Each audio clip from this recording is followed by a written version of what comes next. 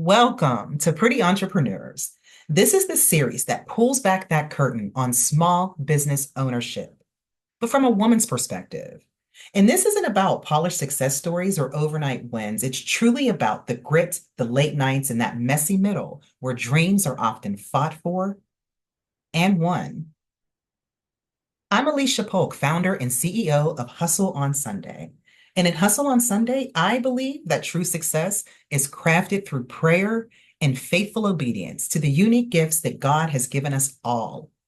It's a journey through struggles, through doubts and triumphs. But pretty entrepreneurs, we are not just building businesses over here. We're building a lifelong sisterhood which is grounded in love, peace, support, and a shared purpose. If you have a story worth sharing and you want to promote your business, I'm currently accepting additional pretty entrepreneurs to join the tribe. So head to the website that you see on your screen or just contact me directly at info@hustleonsunday.com and let's build something pretty together.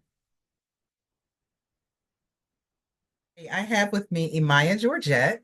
She is the founder and president of Emiah's Divine Gift. Hi, Emiah. How are you?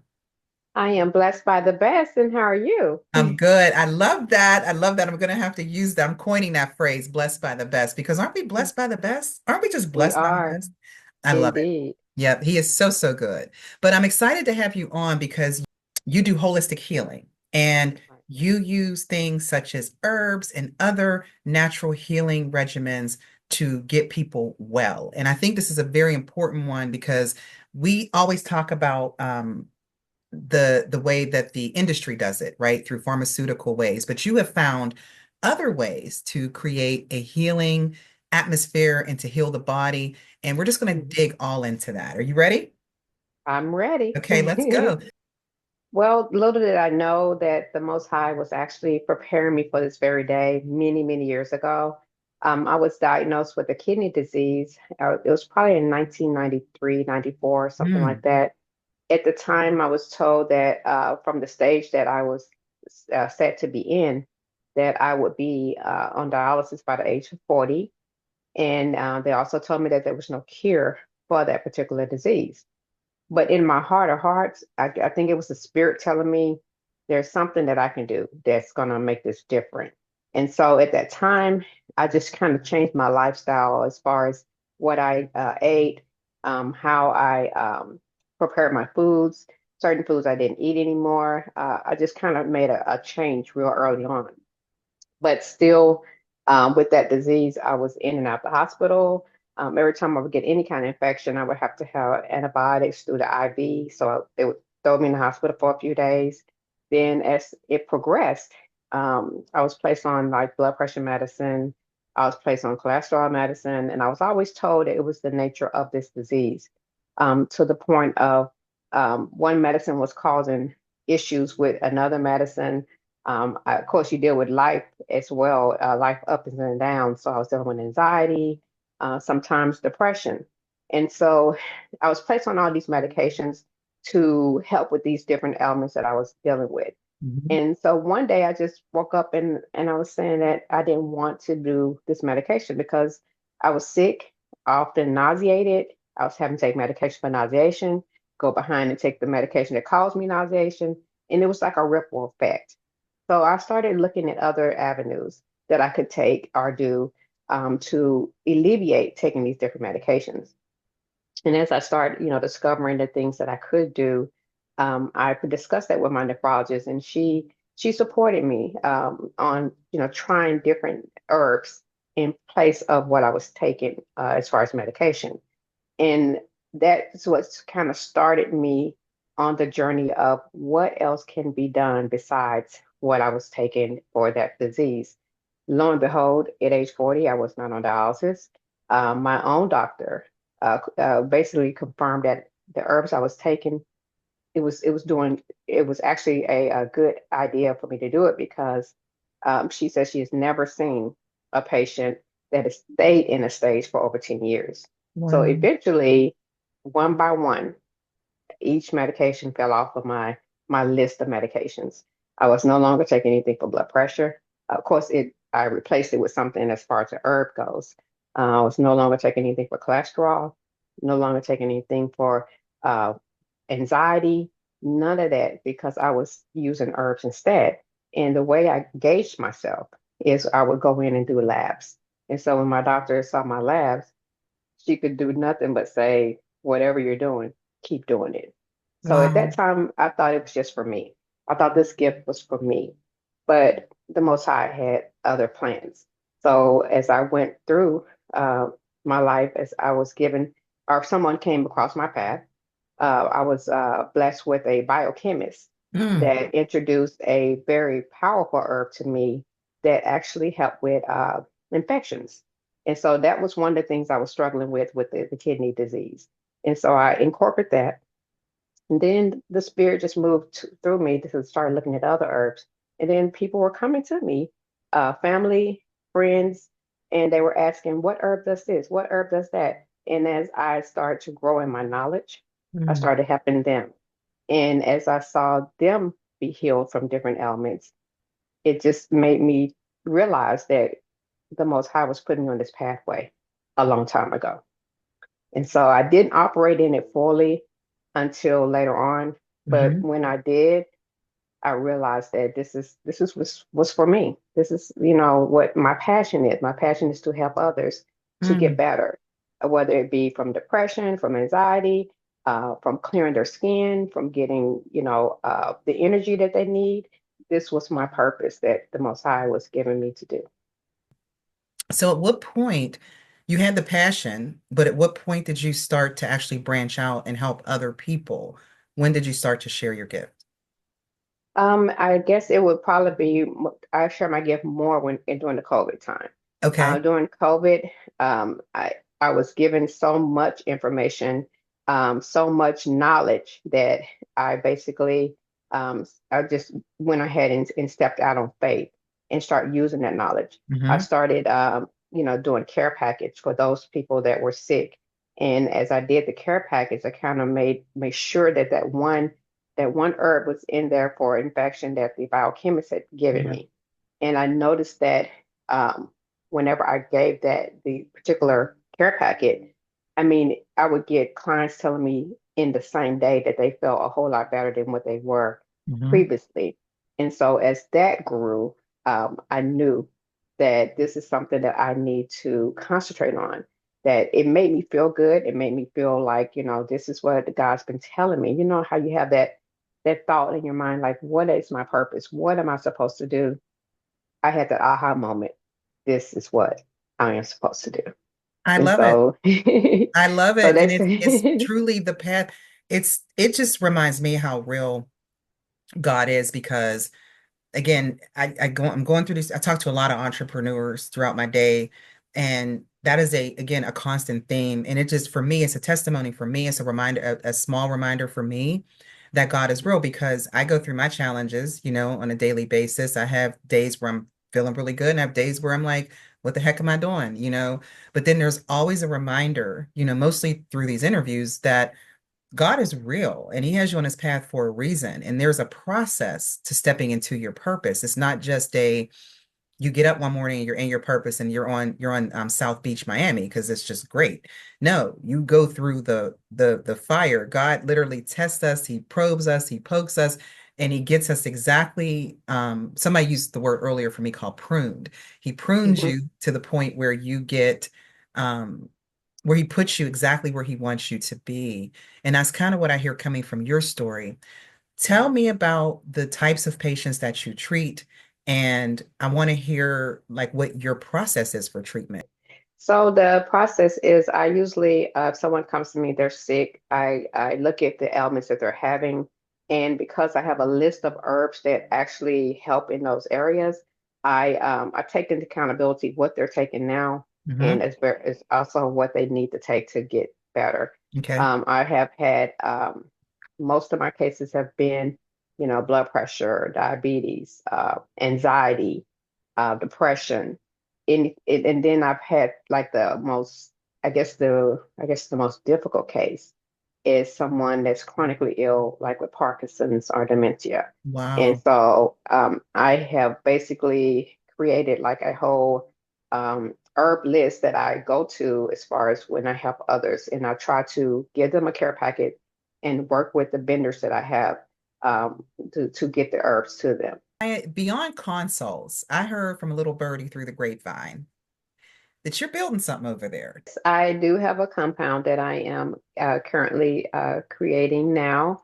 And the beauty of this compound is that I'll be able to grow my own herbs, where right now I'm dependent on vendors to send out my herbs to my customers. So I definitely am looking forward to this compound because it will have everything that I need right there on hand, and I can be on the grounds being person to person with all of my clients. So yes, I'm looking forward to this.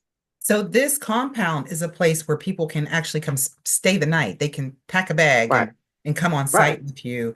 Mm-hmm. And so when I didn't know how much you wanted to share, but when you were explaining it to me off camera, I view this as like an amusement park for wellness. Like Right. everything that God has put on this earth for us to use to heal our bodies, to become well, from the nutrition, from the food, Mm-hmm. all the way Mm-hmm. to the types of herbs that you're going to have available and the regimens that you're going to put people on. Because what's good for me may not be good for Jane Someone Doe. else. You know what I mean? I may Right. need a blend or a regimen that looks like this, and Jane Doe might, but you're going to have all of this accessible on your compound. And I think this is amazing. So we got Yes. to bring you back because we want to see it Okay. when it's built. Okay. All right. It's going Well, to be you'll be the good. first one to get an invite whenever Oh my it's God, completed. I'll be right up in there. You ain't got to tell me twice. And are you okay with sharing location? And you no, not forcing you, but can you tell us where it's going to be located? Not yet. Okay. That's how top secret it is right Okay. No, now. that's okay. I'm excited. I love Top Secret. Top Secret is juicy. And honestly, there are things, Emiah, that God is just intimate between you and God. And so Right, he right. tells us that we can share, you know? So Yeah. no guilt. Okay. It's going to be All of my good. clients are looking forward to it. So Yeah. I already know that they'll be the first on the site. So definitely I will give you an invite as soon as it's open. So which part of your journey did God tell you? Okay, so you all of this started from a kidney disease.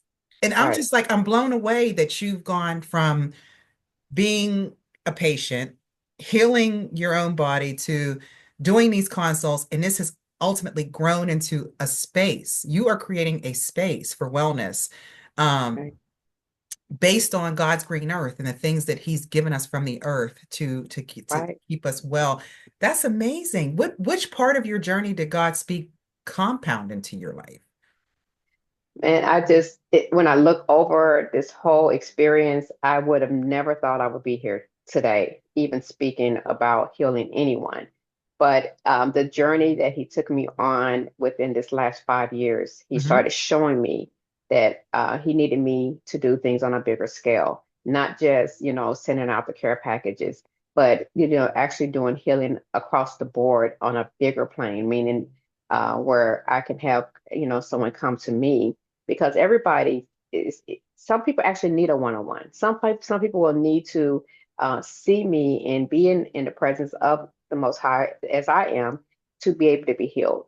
And Mm. so whenever he gave me that vision that it needs to be bigger, of course the human side of me was like, me do that? No way. But he showed me over and over again that I mean, when God talks to you, he talks to you in different ways. You might not want to hear him, but if he Oh, he keeps tells telling me you, off. keeps nudging you, yeah. So it's like, okay, okay, God, I got you. I Yep. hear you. I Yep. hear you. I'm doing it now. I'm on it now. And so it was just me being obedient and hearing his voice and Hmm. doing exactly as he is telling me to do. Yeah. So I would say within the past 2 years, Okay. he really, really laid it on me about the compound. Can you tell us where it's going to be located? Not yet. Okay. That's how top secret it is right Okay. No, now. that's okay. I'm excited. I love Top Secret. Top Secret is juicy. And honestly, there are things, Emiah, that God is just intimate between you and God. And so Right, he right. tells us that we can share. We talked about the Bible, of course, and we talked about um, being in the world but not of the world. And you really struck a chord with me the way you break that down. Because yes, from a biblical perspective, it's written for us in God's word, but you have a way of bringing it to a level where I was like, wow, but can you tie that to entrepreneurship for the audience? Right. So I didn't truly understand what that meant until I went through my own journey. I basically had went through like a transformation being in the presence of God. And when I was in the presence of God, I took myself away from everything that I normally would do as far as in the world. Mm, And I sat in his presence. In his presence, he started showing me things that really mattered to him, that really mattered to me and those around me. So it was the distractions of the world that kept me from seeing my purpose, my passion, what his will was for me. And I saw, how he was showing me that the world has different distractions. Like you can be in the world, but not of it. You don't have to be a part of the distraction, part of the chaos, part of the confusion, because mhm. it keeps you and holds you back from being the best of you, or the best of what he wants. It also keeps you from seeing what he's trying to show you. So you can't, do both. You can't be of the world and in the world at the same time. You have to do one or the other. What's your thought on giving gifts away? Well, I think that it was given to us. So God gave it to us to give knowledge and give the understanding that we have gained from Him. So as an entrepreneur, we're not supposed to just keep those gifts wrapped up for just us. As I learned, He was showing me how to heal myself. He was giving me the herbs to heal myself. But Mhm. then He said, now that you have learned how to heal yourself, I need you to heal others. So Wow. that gift was given to me to give to others. Forgiveness is a big part of healing, because you Right. can do the herb thing, and I know you have other mechanisms of healing. We're not going to steal all your thunder in this interview. People need to reach out to you and they need to learn. So we'll leave that nugget there. But forgiveness also plays a big part in being sick, carrying weight. Right. So forgiveness is like a weight just bearing down on you. You have to forgive, not necessarily for that other person, but for you Hmm. to be free to move to the next level. If you don't forgive, then you can kind of be in a stagnant position in your life. Forgiveness, if as you forgive people, I don't care if it's 20 years ago. If you start forgiving people, you'll feel the weight lifted off your shoulders. And I think that a lot of people don't think that forgiveness is a big deal, but it is. It can make you sick. It can make you Mm, feel just, down and out. You don't know why you're depressed. You don't know why you have anxiety. Oh, yes, forgiveness is absolutely. a big, big deal. And we're not anti-doctor here. I want to make sure No, people understand that even though you're not using synthetic medications, you are not treating people and helping to heal people, and telling them to cut the physician out. This is not an anti-doctor business model. As we both recognize, people are physicians because they need to make a living. So we're not causing a doctor, anti-doctor revolt here. Um, right. Tell us how you interact with a patient and you keep them encouraged to still maybe treat with their doctor if that's what they choose to do. Well, I think that it's important that, you involve the doctor. I did. I involved my doctor in the whole process of me moving myself over to herbs. A lot of people are more comfortable with doctors. And so if you have a good doctor like I did, they don't mind knowing that you are dealing with herbs. They just might not know as much about it to prescribe them to you. But if you let them know, then I'm sure they don't have an issue with it. Mhm. A doctor, if I broke my leg tomorrow, I'm going to a doctor. I'm not going to sit here and just find a herb to heal or mend the bone because I can't do that. So doctors are still very much needed. A lot of people do want to, continue to see a doctor. My job is to empower people to know that there are other alternatives to being healed completely. Our bodies are perfectly made, and our bodies are also made to get rid of diseases. But we can't get rid of those diseases if we're putting something in our bodies that's harming our body. Eventually, like with my own body, I was fighting against synthetic medications that Mhm. led me to be on a whole domino effect of taking more and more and more medications. Mhm. So as I got rid of those medications, my body started to heal, started to function the way it should function. And now that I'm on herbs and I eat the proper meals, I don't have to have any of that medication and I'm totally healed. So yes, I just want to empower and others with knowledge of what to take, and show them that you can be healed from these ailments, from blood pressure, from diabetes, from uh, diseases such as mental illnesses. They can be healed and Mhm. totally done by something that's not going to harm their body. It's going to help their body. Nutrition. So you can give the herbs, but you also help cleanse the body with the foods people eat. And I thought that was an interesting piece of your process too, because herbs alone won't do it. Tell us why that is. Well, I learned early on when I did the care package, those that took the herbs at that time to get rid of their sicknesses, they expressed they want to know how can they remain healthy. And so that's where I started letting them know that in order to remain healthy, you have to also watch what you eat. That whole saying, you are what you eat, Hmm. is a true saying. So if you want to be totally healed, the herbs can't do it alone. You have to also eat properly, get, plenty of rest, but the herbs will allow you to get, to heal a lot, faster. It's a combination of the two that makes you healed. Are you accepting new clients at this time? Yes, I am. Anyone that wants to reach out to me can actually email me at emiasdivinegift@gmail.com. I do Okay. ask that they place as much information in that email as possible so that I can give them a clear path to a healing journey. So yes, if they can email me there. Okay, great. And if I wanted to visit your website, where would I go? Well, my website is actually being upgraded. It will be ready on November the 15th, but my Okay. website is www.emiasdivinegift.com. If there's a woman entrepreneur who is up and coming, or maybe she has a business, what advice would you give her based on your experience? I would definitely say operate in the gift that the Most High has given you. Trust in Him, walk in faith with Him, because He will show you the avenues of how He wants you to move in His will. I think that when you operate in the gifts of Him, of what He's given you, you can't go wrong. You No, can't go wrong. not at all. It's not an easy walk. I was kind of unsure about this walk at first, but the Most High kept showing me, this is what I want you to do. This is what I'm asking you to do. So I was being obedient, and I went ahead and just took that walk in faith, and here I am. This was good. And I learned so much from you off camera. If you're looking for alternative ways to heal your body, um, mentally, spiritually, physically, emotionally, Emiah can definitely help you get on a regimen that will put you on that road to wellness. So I'm so thankful that you joined me today. I appreciate you. Thank you, Emiah. Thank you for Have a good having day. me. Sure, absolutely. Bye-bye. Bye-bye. Hi, Emiah. So today, everybody, I have with me Emiah Georgette. How are you?